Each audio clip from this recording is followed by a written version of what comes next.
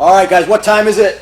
Mr. Paul Hernandez in the building with me today, and we're going to chill, talk, have a conversation, maybe do edibles. Get weird. Yeah. So let's start at the beginning. I always like to ask everybody, how did you get into martial arts? Was there something before jiu-jitsu? Was it just jiu-jitsu to start? Like, what's been your journey to get here? Well, when I was married, my son wanted to start karate, and we went down to Northeast Jiu-Jitsu. So that was my first experience with anything martial arts. And Sensei Chuck? Yeah, Sensei Chuck was down there, and he was Zay was doing karate for about 3 years, so I was around that, and I kind of always, as I was younger, always wanted to do some sort of martial art, but being that I had a younger brother, my mom and dad always thought we would kick the shit out of each other. So they were like, yeah, no karate for you, because we were always like just body bombing each other from like the couch, and because we were watching WWE and all that stuff, and we would just beat the living shit out of each other. And so they figured, we don't need anything to further that. So moving forward, I went through a divorce, and Zay was in his third year of wrestling, and I was just doing this death scroll on my phone the one day, and I saw, the ad on Facebook, try a free month for jiu-jitsu and see if you like it. And I'm like, oh, I don't really have anything else to fill my time with other than work and my son. So I gave the number, I shot a text to that number, and I walked into Gracie NEPA Exeter location, and I didn't know what to think. And I met Tyler, and I sure as shit didn't know what to think after that. And then, I walked in with a chip on my shoulder, and, if I get pissed off, it's go time, bro, and I'm like, red. And I'm gonna see red, I'm gonna fuck you up. And then Paige, this 120-pound 19 girl, twisted me up like a pretzel for the first 6 months of me going there. And I really think Tyler at one point had probably told her, like, make that fucker quit. Oh, I bet. I bet. So like the first month, I was just like, what is going on? Like, what? I thought you were this tough guy, and this girl is just whipping your ass. So there's nothing better than a gym enforcer who is a very light guy or a woman. Like a gym enforcer that's like that is great. There were nights that I would cry myself going back home like, no wonder I'm fucking divorced. This freaking 120-pound girl is kicking my ass. I'm just a bitch. And it's just like, oh my god. So it really just my ego really took a beating, and I really had to force myself to come to terms with who I thought I was in reality and who I really was.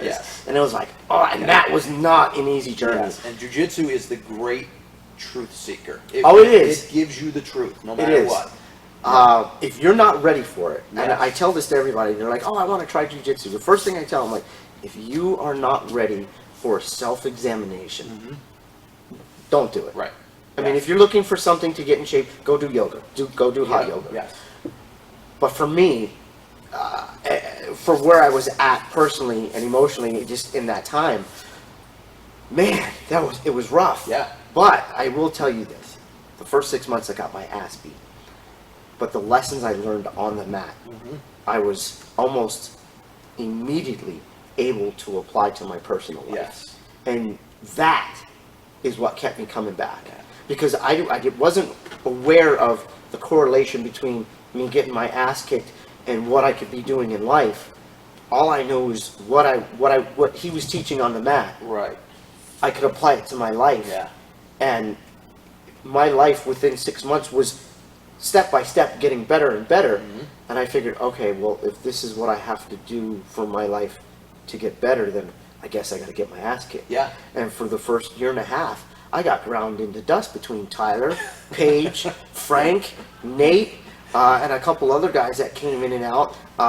And I was the smallest guy in the room. You're the smallest grappler. And even compared to Paige, because Paige was probably 3 or 4 inches taller than me. Well, you know, when I was thinking about you coming in, I figured to myself, like, this is probably going to be the shortest podcast in history. Because if we stand on each other's shoulders, we're about 5 feet tall if we stand on each other's shoulders, right? Yeah. So, like, I feel that because when I started, I was the smallest grappler in the room as Yes. well. Like, and it was like, you're getting wrecked. Yes, you are. You are. And it really took my ego took a beating. But I'll tell you, when I hit like that, I kind of plateaued around like a 2-stripe white belt. And I have to say, I fucking hated being a white belt. Yeah. I fucking hated being a white belt. I absolutely fucking hated it. Every day I woke up and said, oh, I fucking hate this. I can't say. Yeah. I hated being a white belt.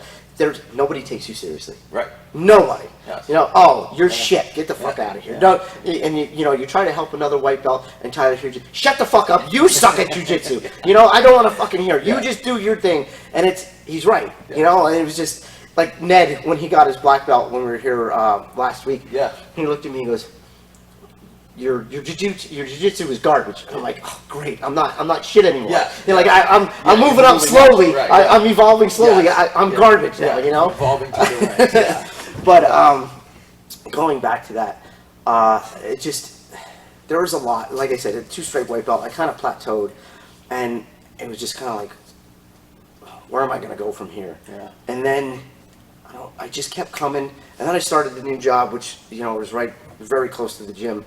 And I started coming at noon classes, and I started doubling down on some of that mat time and some of that drilling. And wouldn't you know, all of a sudden things just started to click. And the next thing you know, I got my 4 stripes. And then I started realizing, like, wow, I am the smallest guy in the room. Yeah. But I may not be getting the subs that I want on a consistent basis. But I'm also that much harder to kill. Yes. And when I started realizing that, it really kind of put things in perspective. Like, some of the guys that we have are freaking massive. Yeah. Like Phil, Phil's big. He's Rick. a big guy, big Kev. Rick. They're all big. Yeah. And you get destroyed. Yep. And then, you roll with those guys on a constant basis. And then, you roll with somebody that is 170 pounds, 160 pounds, and you can keep pace with that guy. And it was just like, oh wow. And you start to see the transformation, not only in your jiu-jitsu, more importantly for me, my life. Yeah. And I know I say this a lot, and I know it's the cliche, jiu-jitsu changed my life, and jiu-jitsu saved my life. For me, honestly, if I didn't have jiu-jitsu, I don't know where I would have wound up with the dark spot that I was in. Yeah. And it wasn't so much that I was upset because I was divorced. I was more worried about the imprint that it was going to leave on my son. Yeah. And I knew at that point, when we were split, that it was going to be a really good possibility another male was going to come into the picture and fulfill that role. Right. And that's when I realized, like, over my fucking dead body. Yeah. Yes. Over I my want to dead make body. the change for the I'm going to make the change. Yeah. And nobody's coming to save me. Right. Nobody's coming to be that role model for my son. Nobody's going to teach him the discipline of doing the hard work and putting that work into yourself. Yeah. Brushing your teeth in the morning, doing your hair. Because if it doesn't start there, then going to the gym isn't going to happen. Right. When things get tough and you're squeezed and you have that top pressure, you're going to give in. You're going to tap. Yeah. So if it doesn't start with you in the very incremental things, the everyday things, that's where it's important. And for me, for a long time, those everyday things were so difficult to do because you're beat up. Mm-hmm. You've gone through a lot, and then you go to jiu-jitsu and you're physically getting beat up. Yeah. But surviving the pressure, and for all of those that don't know, Tyler's top game is smash and grind you into dust. Yeah. If you can survive that, you can survive a lot of other things on the mat. Yes. And that's another lesson that I took from that crew was survive the pressure that life is giving. Don't tap. Right. You might be in a tough position. Move a little bit and reset, look, and if it's still pressing forward, move a little bit, set and reset, and don't tap the pressure. And that was so huge for me in my journey off the mat. Yes. And it's still such a huge pressure for me. It's still such a huge lesson for me that I take throughout my daily life. Because as you know, we all have family situations, Right. we have Family, work situations. jobs, yes. With everything going on, Yes. we may have financial environment, situations. yeah. Gas at $5 a gallon is not helping anybody at the Right. moment. Yep. Food prices is not helping anybody at the moment. Yeah. And it does take some time to adjust. And I feel sorry for the people that don't have the skill or the mental mindset of, okay, I need to adjust Right. and move and now seek out a new path accordingly. Mm-hmm. And for me, as an individual, I've always had a hard time with changing gears. Yeah. And through jiu-jitsu, I have learned how to change gears really quick. Because if I'm getting smashed on the mat, I can't stay on my back. Right. Yeah. Even though I do a lot of the times. But you can't stay on your back because you're just going to get smashed. Mm-hmm. You have to find that energy. You have to dig deep to move, even if it's to a hip. You can't stay flat. You got to move. You move to a hip, you get a knee in. Now you can possibly get to the other hip, and now get another knee. Now you can regard. Maybe you can break posture at that point. It's the same thing through life. Okay, well, gas is really expensive. Well, maybe I got to break out the beater. Maybe I got to cut down on some of the, driving I'm doing. And these are all the lessons that I've learned Yes. through jiu-jitsu. Yeah. That, quite honestly, I'm not sure where I would have been without it. Yeah. And it has paid dividends off. And I mean, the monthly membership fee that I pay is nothing compared to what I've learned, and it sure sells cheaper than a counselor, and a therapist, and pills, and everything else. And it's just it has definitely put me on a path with friendships that I have been able to have and cultivate, mentors that I've been able to look up to, other guys that are like-minded that I've been able to go to for advice. And hey, whether it be on or off the mat, and all of them have been more than willing to share that experience. And and I know I'm kind of going on this rant here, but I don't know But where I would have. It is. You're right. It's therapy for a lot of people. Right? Yeah. We have a lot of guys who are sober, and they're not shy about talking about their sobriety and how jiu-jitsu keeps them sober. We have people who came from like an abusive relationship that now do jiu-jitsu and have the confidence to go back out in the world. And this, like, you just think it really is a form of therapy. It really is. Physical and mental. Yeah. Because one of the things I try to drive, and you were around it there. The hour you spend at jiu-jitsu, the 2 hours you spend at jiu-jitsu, whatever it is, like that's not the hard part of the day. It's the other 23 hours. Amen. Like when somebody comes in and I hit Big Kev with this one all the time, right? Because one of Big Kev's favorite sayings is, "Oh, I'm gonna grind, right? Gonna grind today. We're gonna grind it." And I was telling Kev, the grind is the 23 hours you're not here. Yes. That's the hard part, right? Yes. Is my diet on point? Yes. Am I smoking? Am I drinking? Am I sleeping right? Am I letting anxiety? Am I letting anger? What am I feeding my mind on social media? Am I, that's the hard part. Yes. Coming in here is easy compared to the rest of the day. Once you get in the door, it's The worst training session you'll ever have is still better than the 23 hours Yes. of the day. 100%. I couldn't agree more. And it just teaches you everything, like you said, critical problem solving. Yeah. When you're trying to solve your way out of a puzzle that's literally trying to strangle you or bend your arm backwards, figuring out your monthly budget at home doesn't seem so bad. No. Because here you're making split-second critical decisions. It's like, bang, bang, bang, bang. Yeah. Out there, you give me time to think about something, Yeah. we're good. Right. I'll figure it out. Yes. Yes. Where other people freak out about everything. Yeah. It's Well, like, they've never been tested. They've never been Right. underneath that pressure. Yeah. And I'm just, like I said, I feel sorry for people that don't have that skill, and I'm glad that I have it, and I wouldn't change it for the world. Yeah. It just, from the guys down there at Exeter, which is now Bad Company Jiu-Jitsu, from all the guys here, and competing. Trust me, I'm not saying that I haven't walked off the mat wanting to kick my own ass, thinking myself, like just doubting myself. But that's part of the process. Yes, it's an important part of the process. It's very, very important. And the big thing that I've learned that if I can survive myself and my own self-doubt and come back and be better the next day and still have the balls to show up the next day and say, you know what, I'm going to do this again, or I'm going to keep getting smashed until I figure it out. Then I'm already ahead of everybody else, because a lot of people don't have that ability to stare themselves in the mirror and ask the hard questions. Yeah. And it is psychological. For us in our position, when you think about it, it seems so simple.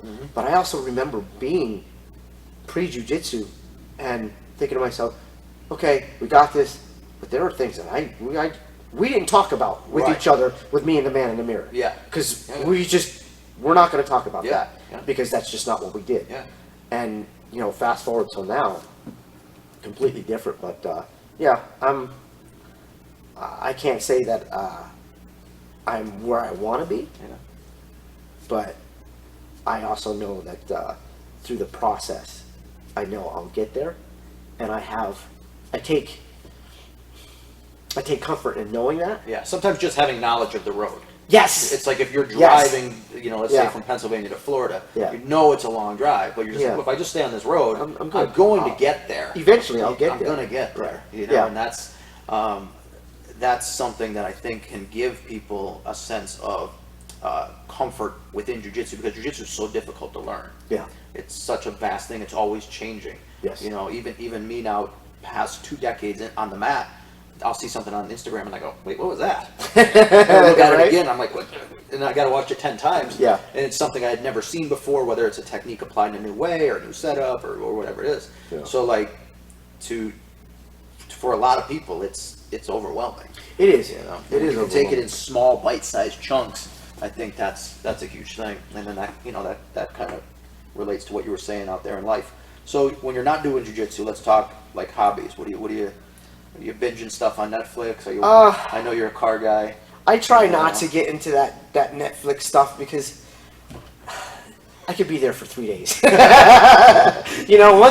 I flip that switch, it's really hard to shut it down. Yeah. But there are some weeks that I do have that. But when I'm not on the mat, right now I'm working. I'm pulling in a lot of hours. Yeah, I know you've been killing it at the job. Yeah. So it's just right now my days just consist of work, training, and being a dad. That's it. It's a full day. That's it. That's a full day. Yeah, that's a full month. But if I'm doing things for fun, I'm pretty low key. If I don't have my son, I'm usually at the shop. I'm usually wrenching on something, whether it's a quad or a car, or I like to go to the gym and sit in the sauna, in the wet sauna, or put in some earbuds and just kick the shit out of myself in a different way, and just sit there for a while and just get inside my own head. But I know that I can't stay there too long. Just sometimes I need it quiet, because there's just so much overstimulation from work and jiu-jitsu with the physical touch and the mental part of it. So sometimes I just like to just sit and chill. You guys will see me do that when you're leaving a lot of nights where I'm just sitting at the desk. And it'll be 15 or 20 minutes before I ever leave the building. Everybody's out, super quiet, and I can just sit there and kind of process back through the day and just let my mind unwind. And I don't think people do that enough. Like, just set a time of the day to not do anything. And now some people do too much. For sure. They're 14 hours in on Fortnite, and they but to have that 20 to 30 minutes of doing nothing in a day, I think is critical. I usually try to do that in the morning. My day normally consists of me getting up at 4, and then I'm groggy-eyed and thinking to myself, I hate my fucking life. This is, life has got to be easier than this. And by that time I'm usually sipping on my coffee, and I'm just sitting at the table in my kitchen and just enjoying the quiet. And then my day progresses into, okay, go to work, do that thing, and I come in here, train at noon, and then after work come back in and train, and then on the days that I have my son, I won't come back here. I'll go get him, and we do our thing. And then on the weekends, when I don't have him, is when I usually kind of chill out a little bit more. But I've been kind of slipping on the open mats a little bit, but that's something that we're going to work on getting back into. He had soccer games on Saturdays, and it was just one of those things like getting tapped by life. That's what I call that. Yeah, you get tapped by life. It's just one of the, like Yeah. he's gonna always remember where I was or where I wasn't. Right. Yes. Yep. And I had a conversation with somebody that I look up to immensely, and he said, you know, we was talking about his own son. He's like, you know, I like it because it's just me and him right now, and he was like, you know, I just don't want him to ever forget that we're best friends. And I looked at him, and he's a much higher rank than I am. And I looked at him and went, bro, he's never going to forget. Yeah. He's never going to forget. Yeah. I'm like, just keep doing what you're doing. I guarantee you, he's never going to forget. And he kind of looked at me like he was shocked that I had said it with such conviction. Yeah. And he kind of pushed back a little bit, and then it hit him. It was like, wow, really? Yeah. And I'm like, from my own experience. Yep. Yeah. He's never going to, if you do the work, he's never going to not remember that he was your best friend. Yeah, and it's a cool experience when they're older. Like all my kids are older now. My youngest is 24. Okay. But we hang out. Yeah. You know, like I'll hang out with my daughter. I'll hang out with my either son. Uh-huh. And you're just sitting around, you know, you're playing card, whatever. Like, it's not like, you know, the cat's in the cradle and the silver spoon. You know, you're like, where are my kids at? Yeah, no. It's like, they're living their life, but we're living our lives. You know, everybody's living their lives. But when we hang out, we're hanging out. Yeah, you know, you just move. Fun. You move from that teaching phase into a more of a relationship. Yeah. And that's something with my son. He's going to be 13 in July. Excuse me. That even now, in small parts of our relationship, we have been able to experience that.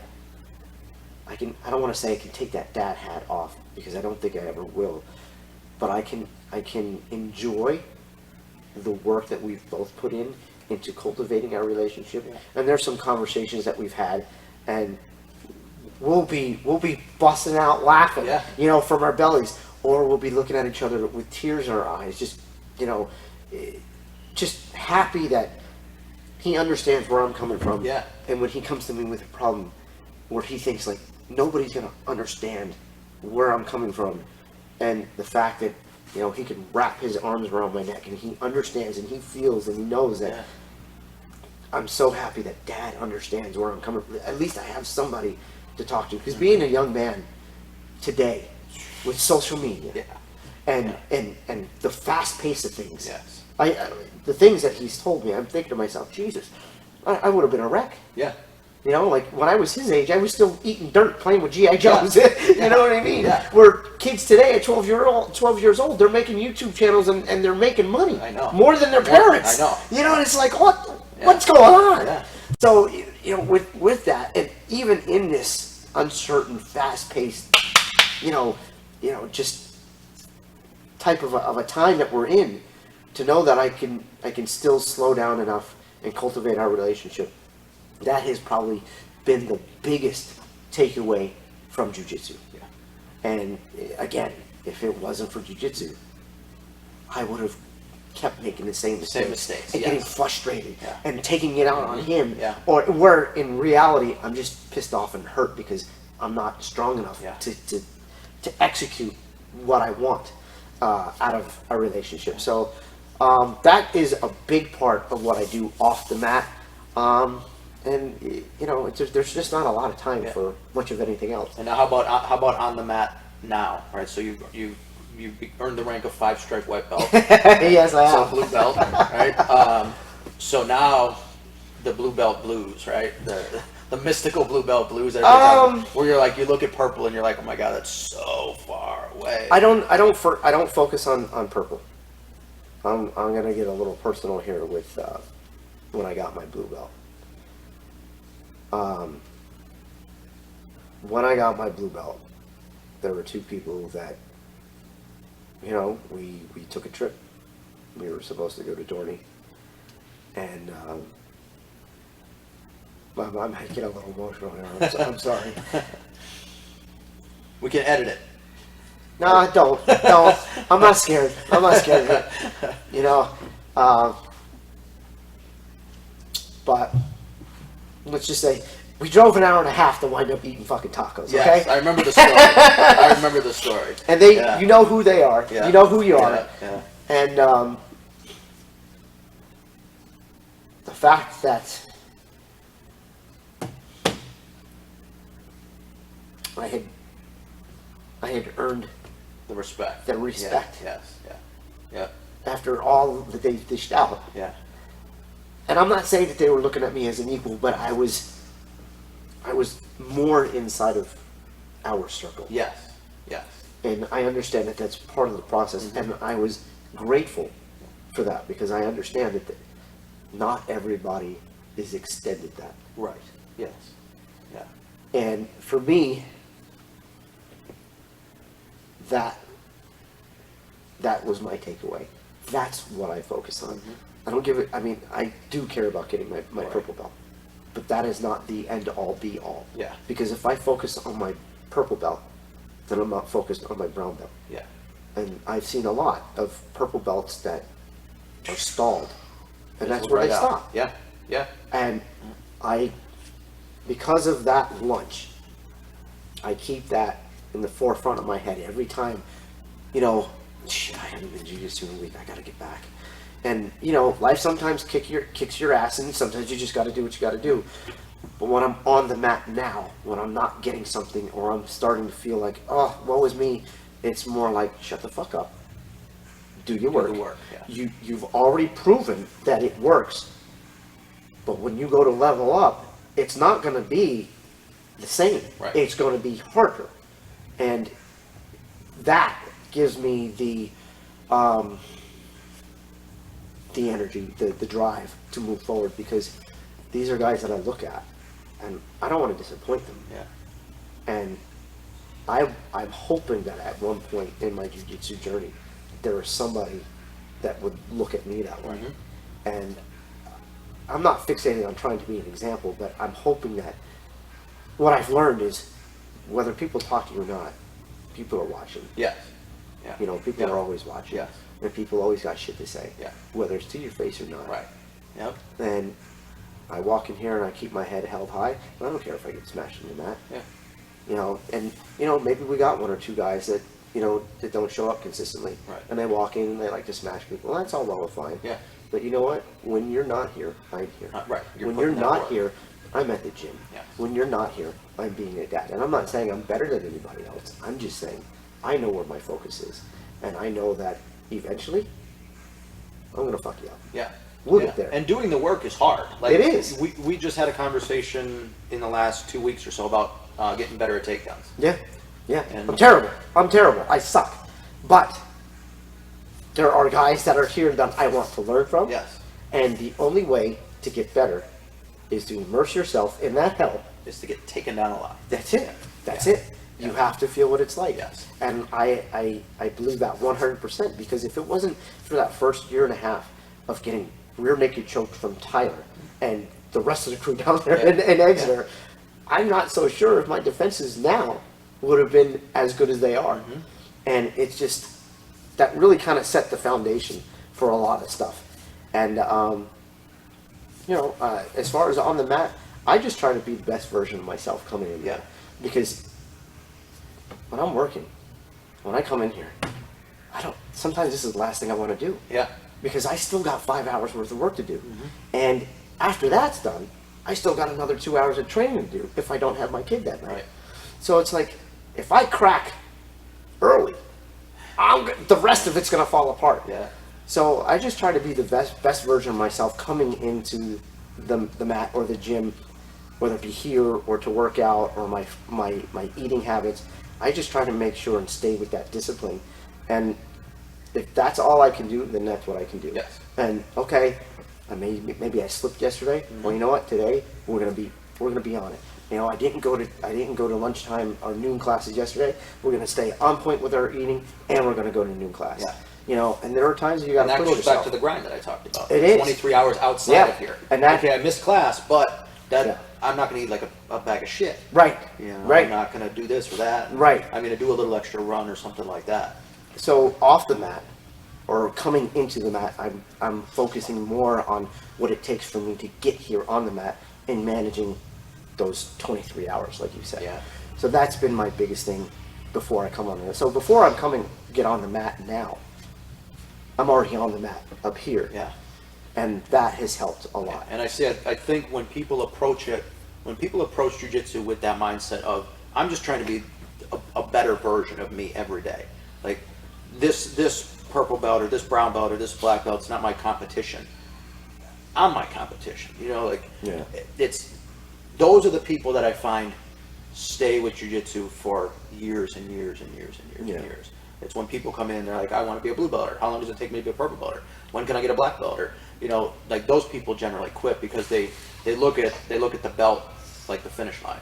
So, you know, somebody comes in the very first day and they're like, I want to get my blue belt, and how long is that going to take me, and how much do I have to pay? And like, well, time out. Hey, if you want to do that, go join karate. Go somewhere else. Go join karate. You know, you'll be a black belt in 2 years. Just come in and train, and it's funny because I get a lot of that on the phone from people. You know, they call and because obviously it's Gracie NEPA, right? So that Gracie name is the double-edged sword. Mm-hmm. The people who are just now discovering jiu-jitsu assume Gracie University. Yeah, yeah. Henry and Huron, right? Yeah, They've made it famous, right? Yeah, sure. They've breathed life back into jiu-jitsu enrollment, to put it that way. Yes, right? yes. But it's the double-edged sword. So people call and they'll be like, yeah, you know, how long? So 18 months to get my blue belt? Is that what it says online? I'm like, no, bro, stop. Yeah, right. You're already. Mindset's already fucked up. I already have to like retrain their brain to what it is, you know. But it's the conversation that I have to have over and over and over. You know, like, you know, there was a whole 2 generations of Gracies before Henry and Huron, right? No, there wasn't. No, they don't know. They don't know. They don't know. Yeah. But no, they have. It's kind of like the UFC. The UFC really popularized jiu-jitsu, breathing life into it. But then you got a lot of people that you didn't really want to be on the mats with. You were just like, oh, this knucklehead's coming in, or this knucklehead. But that's now that used to be fun for us. We used to smash those guys. Thankfully now, we don't deal with those guys much anymore because we've really cultivated a certain culture here. Yes. You know, and it's so either people get in line or they get out of line. That's it. And when they get out of line, that's when they get, you know. That's usually when you get smashed. For sure. But, you know, going back to like you said, you know, not somebody else isn't my competition. I'm my competition. Yes. I'm trying to be the best. Yes. That's the same way I approach this whole business. Yeah. You know, we have other schools in the area. Yeah. I don't ever look at them as my competition. Right. I look at them as my filters. Sure. Right? They filter people that I don't want to be a part of our community. Okay. I get it. For better or worse, right? I get it. For better or worse, whatever that is. Yeah. You know, people who maybe have a selfish attitude of hurting training partners, or people who have a selfish attitude of just wanting to tell the guys at the office they train jiu-jitsu, but they only show up once a month. Right. You know what I mean? Like, we don't have those types of people here. No, you don't. You know, we have people here that, you know, going back to you're driving an hour and a half for taco stores. We have people here who actually give a shit about the person on the right and the left. Yes. Of them. Yes. Like, hey, I'm getting better. Come on, let's go. Yeah. You're coming with me. You know. Yeah. It's not like, no, you know, I'm trying to get Jeff's attention for my next stripe. You stay back there. Yeah, like nobody is that way around here. No. You know? Which is fantastic. It is. I think all of that, those type of thoughts, it comes out in jiu-jitsu. Mm-hmm. Yeah. And people feel that energy. Yes. And your energy is a currency on the mat, is what I tell a lot of guys. Yeah. And, you know, there are some guys I feel when we're rolling, they get frustrated. Yeah. Like, you know, and they put, you know, muscle in, and then there's other guys, and these are the guys that scare the shit out of me, that are 100% calm. You know what I mean? And you're just like, I'm not really sure what to do here. I'm just going to keep doing what I'm doing. But that calmness is really unnerving at times. Yeah. But it does come through in your jiu-jitsu, and like you said, you either last or you don't. Yeah. And those people do have a way of weeding themselves out. Yeah. For sure. And the white belts that are coming now are not the white belts that were coming in freaking 3 years ago. No. Some of these guys are freaking physically fit. Yeah. A lot of these guys have wrestling backgrounds, Yeah. so they already know how to manage their weight. They already know how to use, their top game. They already know how to move their body, and it's a different breed. And now you have, not that it's a bad thing, but an oversaturation on social media with, jiu-jitsu now, from everything in every gym. All the celebrities there's that so do many it. things, Yeah. and I mean, there's just so much. There's just so much information, Yeah. and these guys are coming in and they're putting a lot of guys on notice. It's something that I've noticed through a lot of our locations where, rising tides are raising all ships, and Yes. if you're left behind, you're gonna get sunk. Yes. And Crow and his guys, I remember that, like when Crow and his guys are starting to show up, and Bad Company and their guys are starting to show up here, and it's just Guys from Edwardsville. guys from Edwardsville. I was just down there Tuesday night. That was a great time. Sometimes we have, last week we had that open mat. We had a bunch of guys coming in from. There was a representative from every location. Yeah, so I mean, At least that's, one. Most of them had more. Yeah, Yeah. and that's great to see. That's great to see, and it just I have noticed even with there are certain guys that were good, but now that I roll with them, it's like, oh shit, what have you been doing? Yeah, they hit the gas. Wow, you went from here and you're here now. Yeah. And you can get pissed off about it, which is good. You can reevaluate what you're doing in your own life.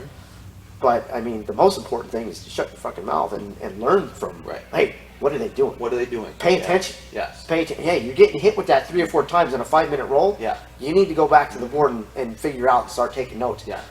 Getting pissed off, that's only going to keep that space between you and figuring out that problem. Yeah. So, you got to humble yourself, and it might be a white belt. Yeah. It might be, a same blue belt that, got the blue belt at the same time that you did. Right.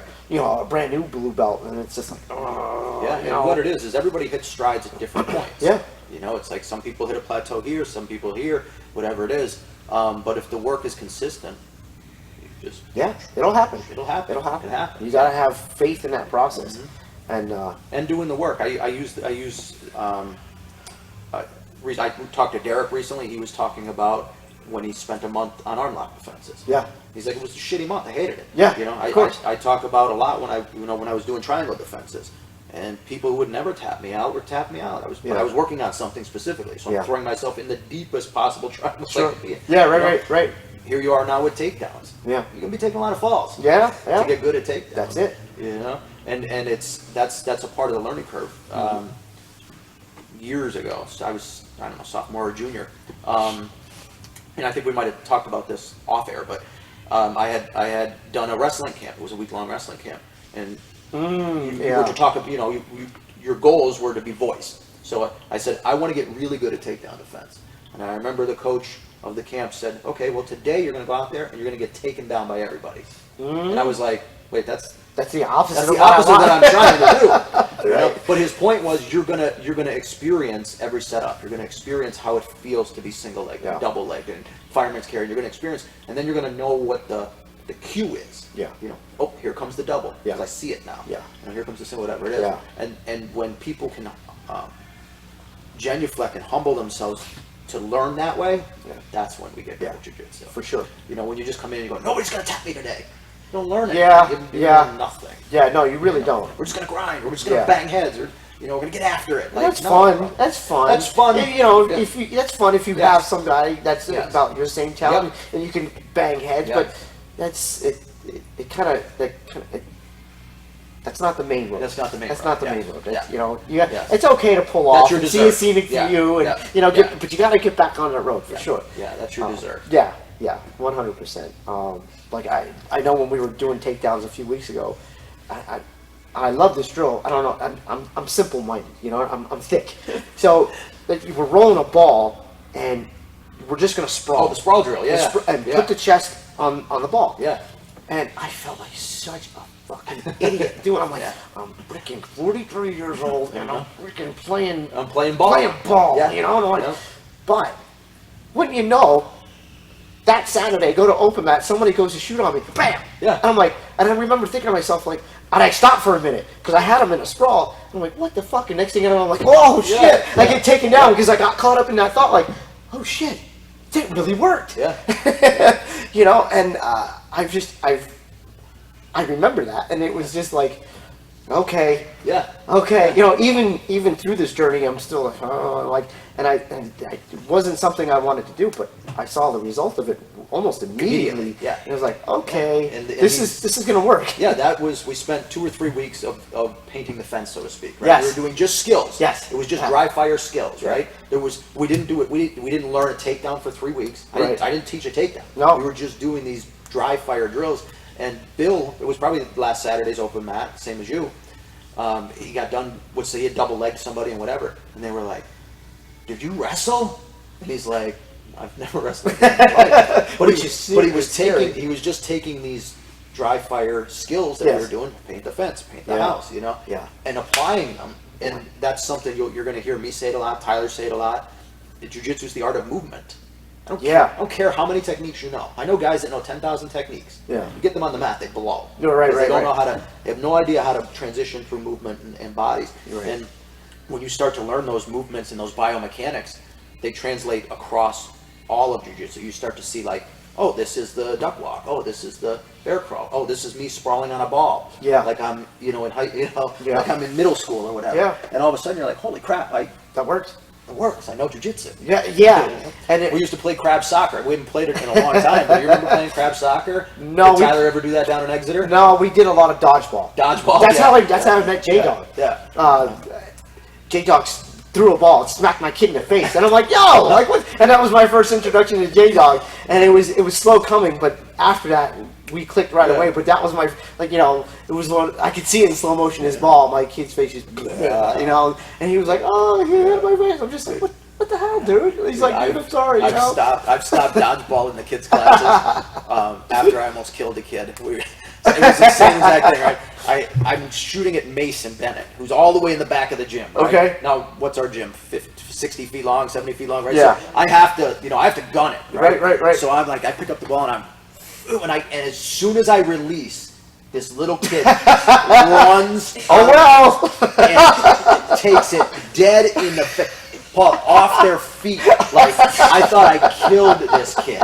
Right? Yeah. Now, to their credit, they bounced up and they were like, and they laughed, and I was like, "Oh, you're a psycho." Yeah, right. But like from then on, I was like, "No more dodgeball. I'm done with dodgeball. I'm never gonna experience." Like I had the whole my whole building was burning down around me. Right. It was like, here goes my whole business that I worked 20 years for. I'm gonna get sued, and nobody's ever gonna come again because I abused children. Yeah. Now somebody's gonna clip that out. And Right. Yeah, on social probably. media. They're gonna be Of like, look course. at Jeffrey said he abuses children. Yeah. But I appreciate it, man. I think we're at the 45-minute mark here. All right. People are probably sick of seeing your face. Yeah, already. probably. I know they're sick of seeing my face. So thank you, Brian. Yeah. Thank you. Thanks for having me. Yeah.